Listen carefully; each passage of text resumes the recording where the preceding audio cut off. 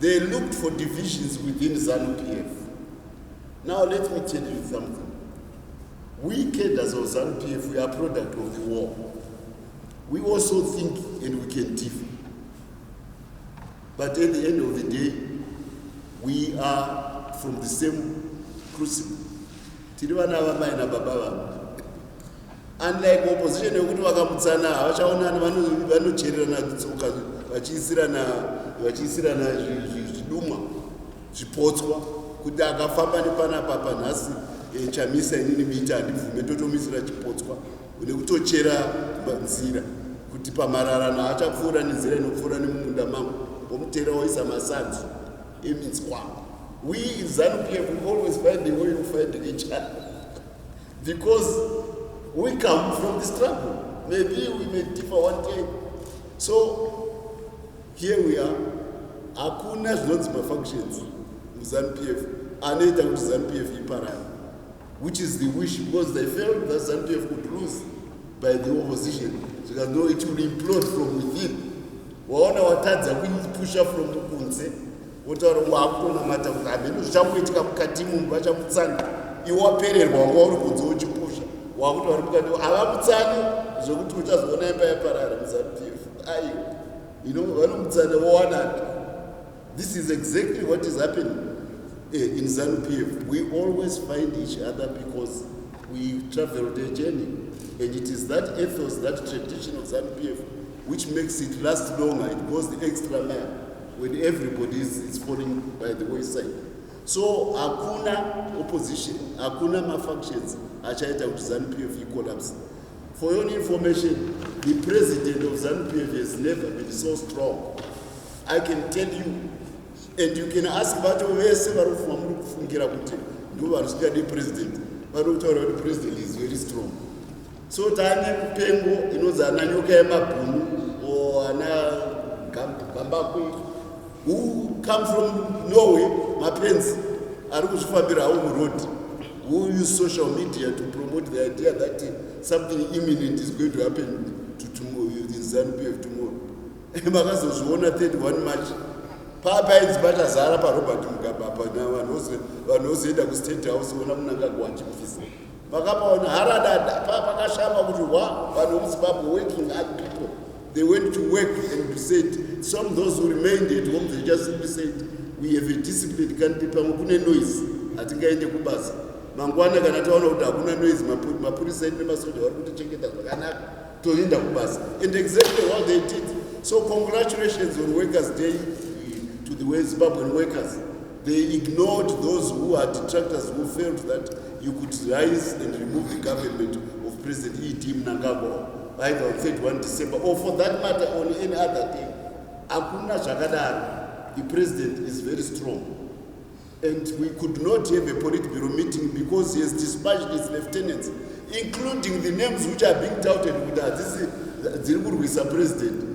They are busy promoting Zimbabwe's interest in president's name in Iran, in other diplomatic arenas.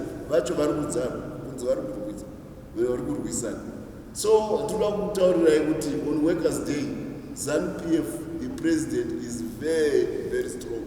He is fully in command of that part. No matter the razzmatazz yamunonzwa pa social media. So we cannot have a Politburo meeting, not because we are afraid of factions. It's because some of the prominent members of the leadership are not in the country. They are out. So we find an opportunity to have a Politburo meeting. It has nothing to do with the concept of factions. This is today, 1 hour ago, a few hours, Zanu PF cancels Politburo meeting.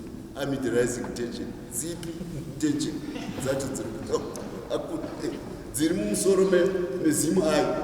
Those journalists now who are trying, because now they are staffed of USAID funds. Because this was a creation of of USAID funds and all those detractors. You saw even on March 31, Mutsvangwa was on plane and his wife running away from Nyoka Yamapu, Nakeza. kuti vakuzotora nyika mangwana. Mutsvangwa atiza usiku tamuona kuairport, onai city yake number 8 mundege. I mean, ndiri muno ndiri pembe kumba kwangu. Because it was supposed to create the impression, because I'm the spokesperson of the party, and because I was prominent in 2017. If you want to create a feeling of euphoria and phobia and fear, you say Mutsvangwa artists. Then it was a lie. Makazondiona enda kutofamba kutengera vazukuru mabiscuits. Ndiri pano paHighland Park, asi ndiri kudzira ndiri kupi? Ndiri kuDubai ndatiza gezana nyuka yemabhunu nagamba. So I want you on Workers' Day to restore full pride and patriotic fervor among Zimbabweans, because the workers of Zimbabwe, they were the ones who were the backbone of the resurgence of nationalism. They are the ones who are going to make this country become a world-class country. I know we can have people in rural areas producing food, but anybody can do that easier, production of food. Production of industrial goods, which change the face of humanity, only industry can do it. And which commodity drives industry in any country? Steel. And who has had the excellence to realize the importance of steel and to deliver it on a world-class level to Zimbabwe? Dr. E.D. Mnangagwa. He has done it. And he has done it with a big bang that the world is owed. Some South African ex-Zimbabwean, who is a minister there from the DA, says Zimbabwe is pandering to the whites because they are now saying they want to compensate whites. No, we are building trust among and confidence among our citizens, regardless of historical circumstances. The whites who have remained in Zimbabwe are as Zimbabwean as anybody. He was talking yesterday, 2 days ago. We had a fantastic night at the International Conference Center. All the Zimbabwean women from as far as Byte Bridge, they converged, hundreds of them, to fill the HICC Center, who were then celebrating Kirsty Coventry, our minister, who is now the IOEC president-elect. They didn't come here because, she's white. They came here because she's a Zimbabwean. This is the nation which we are building, which this man now wants to represent, as if when we go to an event about the achieving Kirsty Coventry, we are trying to pander to the whites. No, we are being proud of our multiracial, multifaceted society. And if one of them achieves something, it's the achievement of all Zimbabwe. And those women who came to support my wife, Mutsvangwa, as the guest of honor for that event, and the corporates which supported the event, big companies in Zimbabwe supported the event, they are all working for Zimbabwe, the Zimbabwe we want.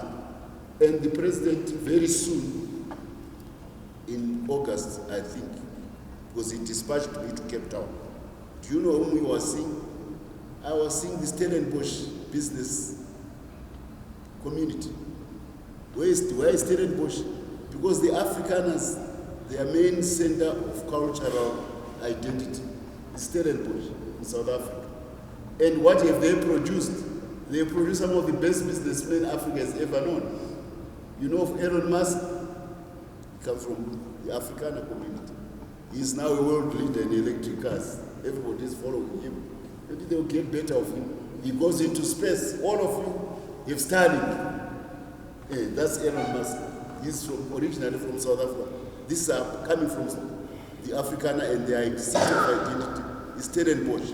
You all know of Johan Rupert. Here, if he shows you, you go and type Johan Rupert, you go into any of the duty-free shops in the world. All you see from Cartier, Montblanc, all the brands which you see are very famous. They are coming from Johan Rupert. You know where his father started business? He started business in Mutare as a tobacco trader, Anthony Rupert. He was the only African who was allowed to trade tobacco by the British. You know the history of Zimbabwe farming after the Second World War. British soldiers, especially officers, were retired from the British Army, but America had a debt to pay America for the weapons. Britain had a debt to pay America for the weapons during the war. That debt was settled on Rhodesia to settle. And how do the British want to settle? It took all the retired, most of the retired officers. They were sent to Zimbabwe to be farmers. That's why racism became very rampant after the Second World War. A lot of decommissioned British officers came to occupy land in Zimbabwe to produce commercial crops, cotton, tobacco, tea, coffee, so that Britain can sell, so that it can settle the debt to America. But these were soldiers who were not farmers. They were in Africa, which was a strange land to them. Whom do they tend to become farmers? Boers, South Africans. That's why after the Second World War, the owners would be white, the Afro-man would be Afrikaners. And we respect African identity with Africa. That's why they call themselves Africa. You see them there. Those red ones are British soldiers. This is the Boer War between 1899 and 1902. Those red ones there, you can see they are wearing red coats. In Africa, fighting red coats. You look at the other ones, well, those are commandos. Those were Afrikaner commandos fighting against the British. Why? Because they were fighting as an identity to Africa, those Afrikaners. They fought an anti-imperialist war against England. We also fought against an imperialist war against England. The only difference between them and us is that they lost the war. And they were forced because their wives were put in keeps. The first keeps in the world were done by Britain against the Afrikaners at Vereeniging in South Africa. That's where the keeps was done. So those commandos in the hills, they said, Garaiko, Kwaswakats, when you chavaita abuse, until you come down to the mountains where you are fighting. That's how the Afrikaners were finally forced to surrender. So they've got an abiding anti-imperialist identity, Afrikaners.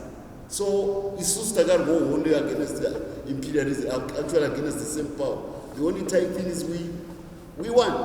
Now, people who are from your continent, who fought a war against imperialism, there may have been many other things afterwards, but the tradition is very strong. And it's better to relate to somebody who is from your continent, who is successful on the global stage. Because the Afrikaners in the world of technology, they've done very well. You know, they started encryption of television images, multi-choice. Multi-choice. That technology was from Holland, but it was made popular all over the world, from South Africa by Afrikaners. They went and made the set-top boxes, those ones, in China. And the biggest company in China is called Tencent. It is one of the largest technology companies in the whole world. The Afrikaners made it in China. It's Kutzbecker. If you want to find his name, Kutzbecker was a publisher from South Africa, from National Papers. So from there, they took the technology to Silicon Valley. They set up a company called PayPal. That's where Elon Musk became rich. They sold payments technology by the phones to the American high-tech industry. So they dominate. A name like Roger Thiel, Sequoia, he's the biggest investor in high-tech in the whole world, this guy. So Zimbabwe is reaching out to the Afrikaners, and I was sent by the president to go and talk to them. And they promised that they will be coming to Zimbabwe in Johannesburg, leading a delegation of Afrikaners. Because they are high in technology. They have factories in China, a town called Zhuhai, near Shenzhen. I was ambassador to China. Produces most of the goods, luxury goods which you see in stores, but suitcase, the major investor and buyer of those is that guy, Johan Rupert. They are now thinking that they should come and put their factories in a special economic zone in Manisa. That's why they are coming to Zimbabwe. So charity begins at home. We are telling Afrikaners, if you want to invest, don't think of America, think of Africa. And if you think of Africa, the country which has done most to push the agenda of modernization is Zimbabwe.